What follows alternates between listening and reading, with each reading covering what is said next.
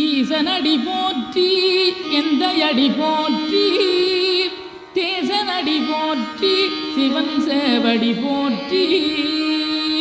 நேயத்தே நின்ற நிமலனடி போற்றி மாயப்பிறப்பருக்கும் மன்னனடி போற்றி சீரார் பெருந்துரை நம் தேவனடி போற்றி ஆராத இன்பம் அருளுமலை போற்றி சிவனவனின் சிந்தையுள் நின்ற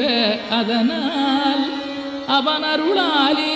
அவந்தாள் வணங்கி சிந்தை மகிழ சிவபுராணம் தன்னை முந்தை வினை முழுதும் ஓய உரைப்பன் யான்.